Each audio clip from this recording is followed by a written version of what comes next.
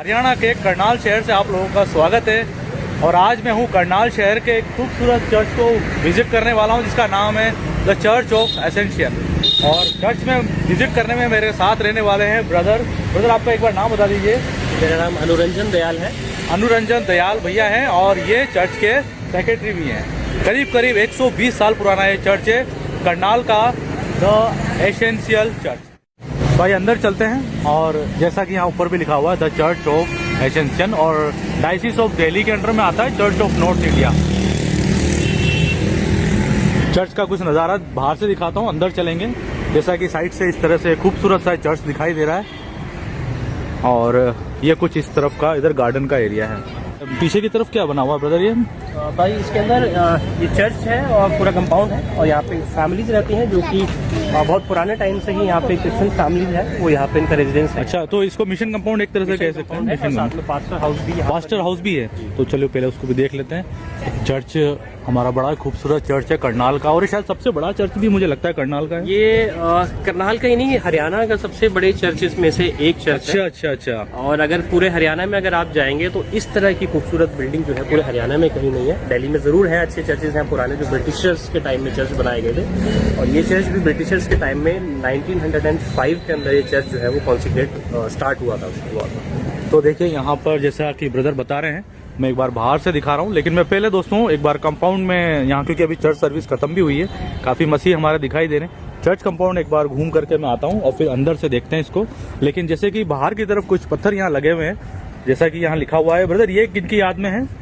Alfred Jacob हुआ करती थी, जो कि चर्च के एक अच्छी खासी मतलब फैमिली थे, तो उनकी मेमोरी में लगाया गया था 1913 के अंदर। अच्छा, और साथ ही यहाँ पर एक और जो पत्थर लगा है, इस पे ये लिखा हुआ है ये चर्च रेवरेंड ए कूर के टाइम में ये बना गया था, और 1904 में ये चर्च जो था यहाँ पे बनाया गया था, और उसका कॉन्सिक्रेशन जो था बिशप लेफ्रॉय 1905 में किया गया था इसके अंदर। और अभी जिस पोर्च को हम लोग देख रहे हैं यहाँ पे, ये जो वेस्टर्न पोर्च है इसके अंदर, क्योंकि ये पूरा चर्च इस तरीके से 1904 में बिल्ट नहीं हुआ था।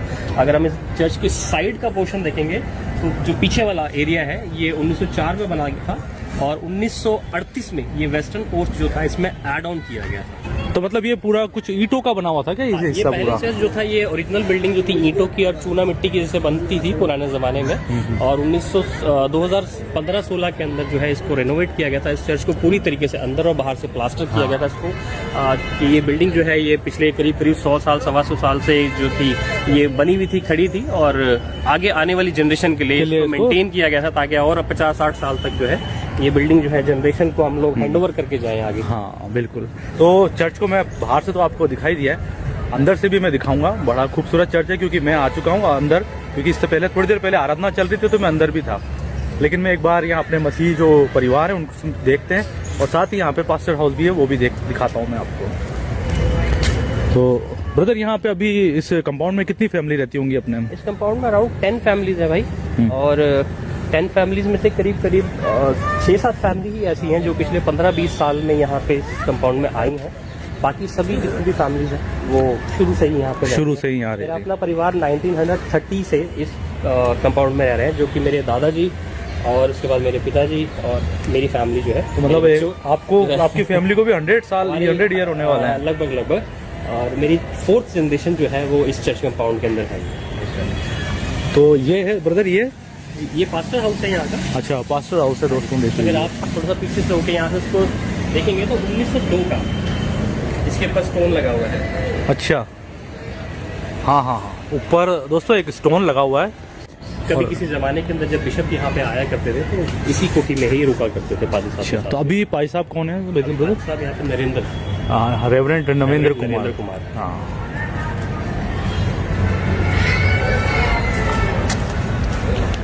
तो ये है पास्टर हाउस।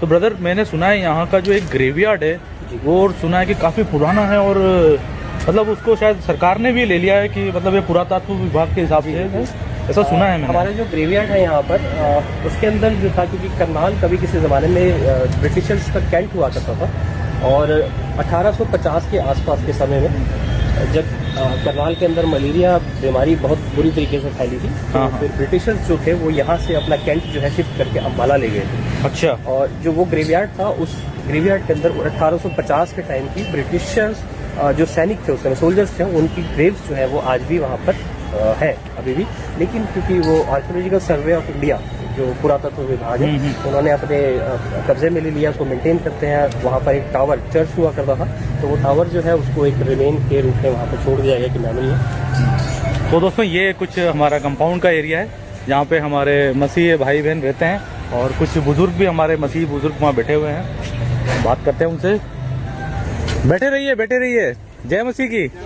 जय मसीह की। क्या नाम है आप लोगों का? मेरा नाम जेकब है। जेकब? अरे मेरा नाम भी जेकब है। तो मैं रोज आपको देखते हो आप? फेसबुक पे अरे वाह। अजमेर कभी अरे मेरे ही नाम राशि के एक बुजुर्ग मिले हैं और जो है मुझे फॉलो भी कर रहे हैं, देख भी रहे हैं। थैंक यू आपका, और दुआओं में याद करते रहिएगा बिल्कुल याद कर, ताकि मैं कुछ ऐसा ही काम कर पाऊँ, है ना। थैंक यू बहुत बहुत। अहमदाबाद जहाँ भी आप हाँ, जाते हैं बिल्कुल बिल्कुल। पुराने सब चर्च वगैरह दिखाते हैं। हाँ, बिल्कुल तो देखते रहते हैं। एक देखिए नहीं बस मैं थोड़ा चर्च शूट थोड़ा मैं वापस आता हूँ एक बार शूट करके। आ जाइए। हाँ, तो देखिए लंच यहीं करेंगे आप। लंच मुझे संतोष माजरा जाना है। नहीं फिर चले जाना, मेरा गाँव है। अच्छा आपका गाँव है? हाँ मेरी ससुराल कहीं ना है। कहीं से कोई ना कोई जो संतोष माजरा जुड़ा रहता है। संतोष माजरा से ही तो है। मुझे बड़ा अच्छा लगता है गाँव, मतलब हमारी कलीसिया के बच्चों से और जो बुजुर्ग हैं उनसे मिलकर मुझे बहुत अच्छा लगता है। बहुत अच्छा लगा। सर आपका नाम? Sir James Randhawa. James sir. James James Randhawa sir. आइए जेकब छोटे सर वाले। से। अच्छा आप दोनों ब्रदर हैं। तो देखिए मेरा नाम भी जेकब ही है। बिल्कुल बिल्कुल। हाँ। मैं बता रहा आपको, मैंने रोज तकरीबन आपकी जितनी पोस्ट आती है मैं सब देखता हूँ। बहुत बहुत शुक्रिया, बहुत बहुत धन्यवाद। तो आइए कभी अजमेर राजस्थान की तरफ घूमिए कभी। जब चल ही नहीं सकते फिर। तो मैं घुमा रहा हूँ आपको, बस देखते रहिएगा आप। हाँ बिल्कुल देख रहे हैं, मैं तो डेली देखता हूँ। आप बैठिए हर अभी। जगह से। बैठिए। अच्छा लंच यहाँ है? अभी बैठिए तो सही, मैं बस वापस आ वहाँ रहा पे हूँ। बैठ के बस आप फ्री होके आ जाइए, लंच यहाँ हाँ। करेंगे साथ। मुझे बहुत अच्छा लगा आप लोगों से मिलके। तो जब बुजुर्ग इतनी आशीषें देते हैं और इतना अच्छे से बोलते हैं मुझे बहुत अच्छा लगता है। तो ये कुछ नज़ारा हमारे इस कंपाउंड का है। ब्रदर ये क्या बिल्डिंग है? ये ब्रदर एक्चुअली ये भी ब्रिटिश टाइम की बिल्डिंग है और कभी किसी टाइम में ये एक हॉस्पिटल हुआ करता था। हाँ कुछ लग ऐसा रहा है जैसे हॉस्पिटल का कुछ। लेकिन ओवर द टाइम जब इंडियन इंडिपेंडेंस हुआ उसके बाद इस तरीके की जो बिल्डिंग जो थी वो फिर सरकार ने टेक ओवर कर ली और अब आज की डेट में ये गवर्नमेंट कॉलेज है फॉर वुमेन्स। अच्छा वुमेन्स का गवर्नमेंट कॉलेज है। क्या नाम से जाना जाता है ये? Government college of womens Karnal, है ना। हाँ ये देखिए मेरी पूरी हाइट की ये पतंग है ये, क्योंकि हमारे बच्चे भी रहते हैं इस कंपाउंड में, तो पतंगबाजी का शौक है उनको भी और यहाँ पे वो पतंग को उड़ा रहे हैं। लेकिन अब हाँ बसंत पंचमी पे ना यहाँ पे पतंगों का फेस्टिवल होता है। अगर आप जैसे गुजरात जाते हैं तो वहाँ पर मकर संक्रांति पतंगों का फेस्टिवल। हाँ हमारे उधर भी मकर संक्रांति पे उड़ती 14 तारीख को, 14 जनवरी। लेकिन यहाँ पे हरियाणा और पंजाब के अंदर जो है वो बसंत पंचमी के फेस्टिवल पे आज पतंगबाजी होती है। तो दोस्तों मैं अब चलता हूँ चर्च के अंदर और साथ ही हम भाई साहब से ही मिलके और यहाँ से चलेंगे। तो ये हमारा प्रभु का भवन है, करनाल का चर्च है जो चर्च ऑफ एसेंशियल नाम से जाना जाता है। और ये कुछ नज़ारा सामने से दिखाई दे रहा है। सामने बड़ी खूबसूरत सी चमकती हुई सलीब है और कुछ स्टार यहाँ, क्योंकि अभी बीते महीने ही हम लोगों ने क्रिसमस सेलिब्रेट किया है। आगे ले चलने से पहले अनु भैया यहाँ पे पास्टर्स का कहीं वो लिस्ट है, पास्टर के क्या? अच्छा तो आज में सबसे पहले जो 5 साल यहाँ पे थे वो सी फ्लेमिंग के नाम से हैं, जिन्होंने 1905 से 1906 तक उन्होंने अपनी सेवकाएं यहाँ पे दी। और उसके बाद से इस समय लगभग 40 प्रेस्बिटर इंचार्ज जो यहाँ पर यहाँ से होके जा चुके हैं। और अभी जो है रेवरेंड नरेंद्र कुमार जो है यहाँ पर एग्जिस्टिंग पादी साहब हैं। और अब जो रेवरेंड साहब हैं वो कब से हैं यहाँ पे? 2023 से, लास्ट ईयर से। तो 17 के बाद उधर किया बट वो अपडेट नहीं है अभी। अच्छा। लास्ट ईयर ही आया अभी वो। हाँ तो अब देखिए क्योंकि लिस्ट पूरी भर चुकी है तो इसको नया एक बोर्ड बनाया गया है यहाँ पर।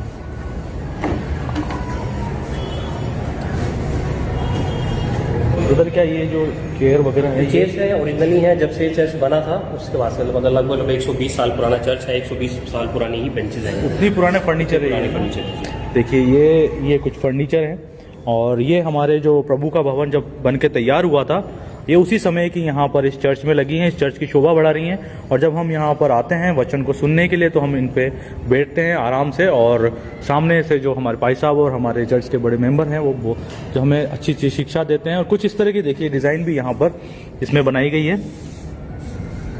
अनु भैया ये क्या कुछ, अच्छा ये कुछ वचन लिखे हुए हैं अमर धन्य बाइबल। वचन जिन्हें हम पहाड़ी उपदेश के नाम से भी हम लोग जानते हैं। हाँ, धन्य वचन लिखा हुआ है, जैसे यहाँ पर देखिए। ये अच्छा है। हाँ जी। हाँ, बच्चों की भी नज़र में आता रहेगा। जी जी। है ना, अच्छी चीज़ है ये, अच्छा लगा मुझे। ये दो आगे वाले पिलर्स के ऊपर 10 कमांडमेंट्स दी हुई अच्छा। है। और यहाँ पर जो है खुदा की दुआ जो अच्छा हम है, लोग- हमारे हम लोग बाप की पढ़ते हैं, दुआ जो देखिए डेली यहाँ पढ़ते हैं लिखी हम हुई लोग। है। यहाँ पे लिखी हुई है एक खुदा, ये हमारे बाप वाली जो हमारे जो दुआ है, खुदा बाप की दुआ है, वो यहाँ लिखी हुई है। और साथ ही जो हमारे जो 10 आज्ञाएं हैं, 10 हुक्म हैं, वो सामने इस तरफ लिखे हुए हैं। 1 से लेके 4 तक यहाँ लिखे हुए हैं, और बाकी के जो 5 से लेकर के 10 तक के वो इस जगह पे लिखे हुए हैं।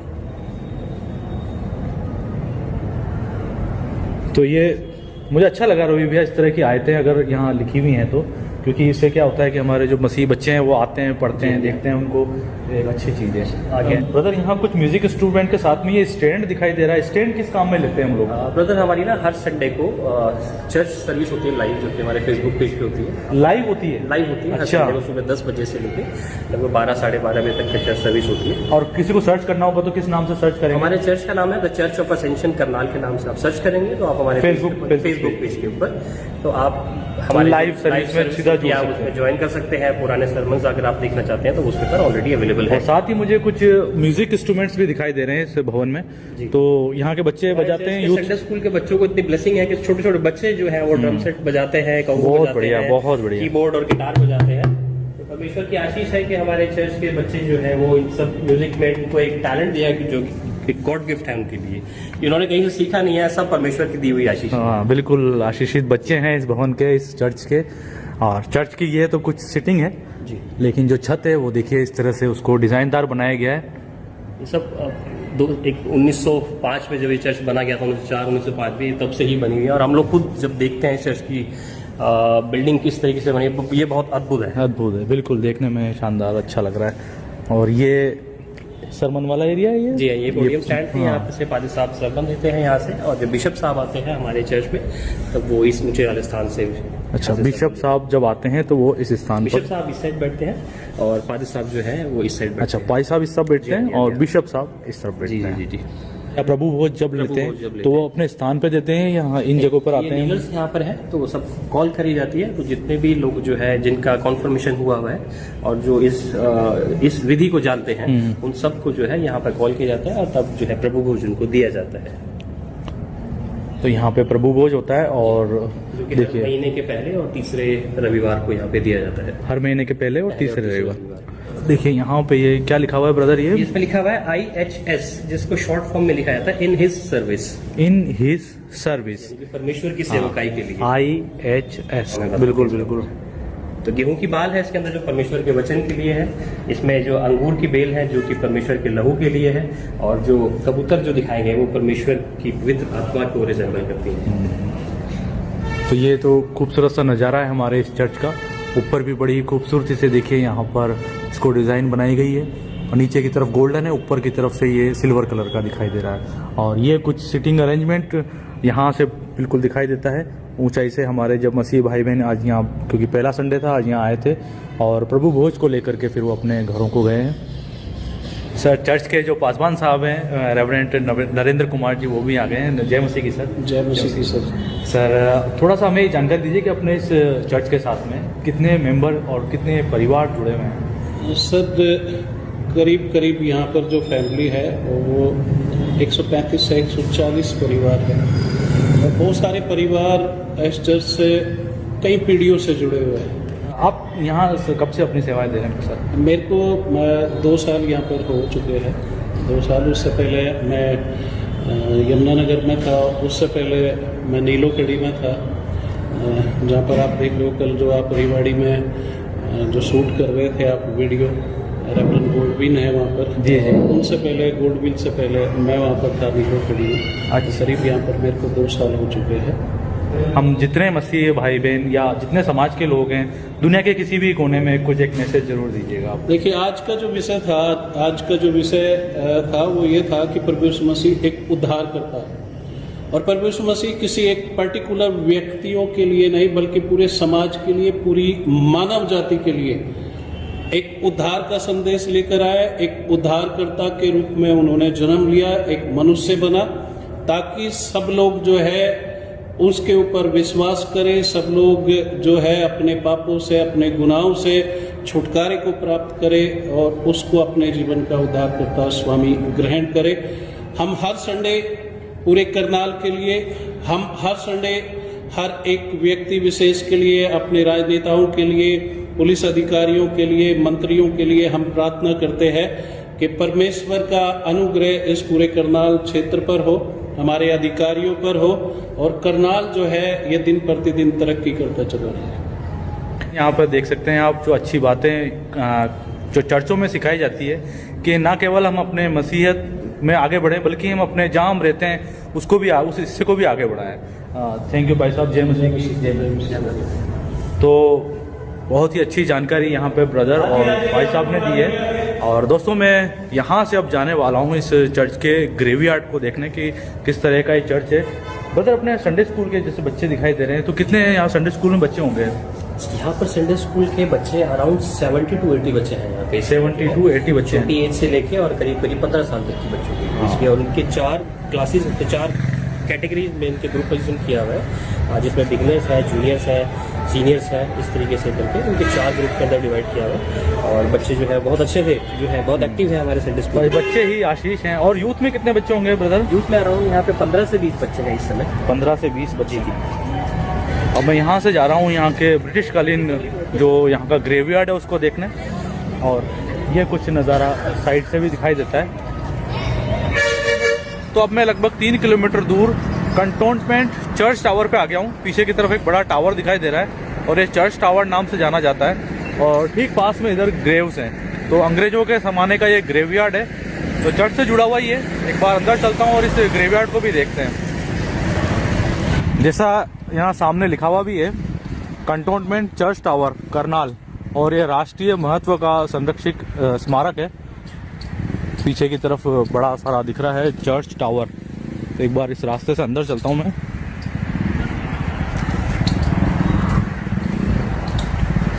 यहाँ पे कुछ मैप भी बना हुआ है किस तरह से यहाँ पर क्या ग्रेव्स है, और इसको जो बनाया गया था उसकी हिस्ट्री यहाँ लिखी हुई है। यह टावर कभी सेंट जॉन्स चर्च का हिस्सा था, जिसका निर्माण करनाल में छावनी की स्थापना के तुरंत बाद किया गया था 1806 में। तो 1806 में ये बना हुआ है, और साथ ही ये 35 मीटर का एक यहाँ पर टावर बनाया गया है। तो ये एक बड़ा टावर है जो कंटोनमेंट चर्च टावर नाम से जाना जाता है। अगर हम कभी गूगल पे भी सर्च करते हैं चर्च इन करनाल, तो ये चीज़ भी उसमें शो होती है कंटोनमेंट चर्च टावर की। तो इस तरफ तो ये टावर है और ठीक इसके इस तरफ इधर ग्रेव्स हैं। तो टावर के एक तरफ ग्रेवयार्ड है, लेकिन दूसरी तरफ ये कुछ बगीचे हैं। मुझे लगता है इस जगहों को अब एक उद्यान के रूप में इसको विकसित किया गया है। और ठीक इसके इस तरफ भी एक तरफ जाने का रास्ता है जहाँ ज़्यादा पुरानी ग्रेव्स हैं, लेकिन जो टावर के नज़दीक वाला हिस्सा है दूसरी तरफ का, वहाँ पे जो अभी के समय में जिनकी डेथ हुई है उनको दफनाया गया है उस जगह पर।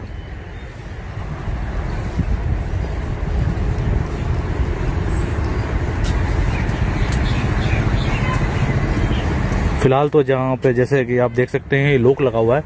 अंदर की तरफ जाने का मुझे रास्ता कहीं दिखाई नहीं दे रहा है। अगर कहीं से रास्ता होता है तो मैं अंदर तक जाता हूँ, तो अंदर से भी आपको दिखाता हूँ। लेकिन हाँ, ये कुछ ग्रेवयार्ड का एक नज़ारा मैं इस जगह से आपको दिखाता हूँ किस तरह से ये दिखाई दे रहा है।